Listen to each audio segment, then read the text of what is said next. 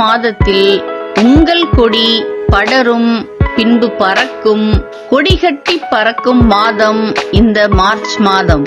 யோசேப்பின் கொடி சுவரின் மேல் படருவது போல நேசரின் நேச கொடி உங்கள் தாலி கொடி உறவின் மேல் படரும்.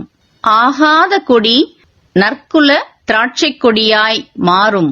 வீட்டோரங்களில் கனி தரும், கோடா கோடியாய் பெருகும். யெகோவா நிசியின் ஜெயக்கொடி உங்கள் தொப்புள் கொடி உறவின் மேல் படரும். உங்கள் சந்ததியின் மேல் இயேசுவின் வெற்றி கொடி கட்டப்படும். உங்கள் சந்தானங்கள் தேவனுடைய தோளின் மேல் படரும். அருந்து போன உறவு கொடிகள் அன்பின் கயிறுகளால் சிலுவை மரத்தோடு இழுத்து கட்டப்படுகிறது இம்மாதத்தில். எதிரிகள் வெள்ளம் போல வரும்போது ஆவியானவர் அவர்களுக்கு விரோதமாக கொடியேற்றுவார். இந்த மார்ச் மாதத்தில் எதிரிகளின் கொடி இறக்கப்படும். உங்களின் கொடி தேவனுடைய பெயராலே நாட்டப்படும், ஏற்றப்படும்.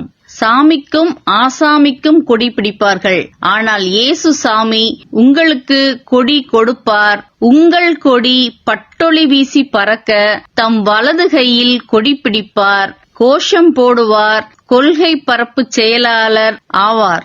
அதனால் இனி உங்கள் பிரான்ச்சஸ் படரும், வீடுகள் படரும், கடைகள் படரும், நிலங்கள் படரும், நாலா திசையிலும் பரம்புவீர்கள். பேர் புகழ் 8 திக்கிலும் படரும்.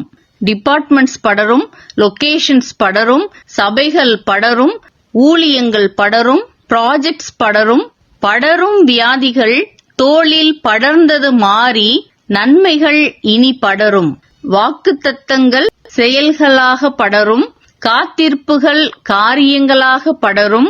எதிர்பார்ப்புகள் ஏற்றங்களாக படரும். இதுவரை கொடிய காயம், கொடிய துக்கம், கொடிய வியாதி, கொடிய பஞ்சம், கொடிய வேதனை என்றிருந்த கெடுபிடி நிலைமைகள் மாறி கொடி பறக்கும் காலம் வருகிறது.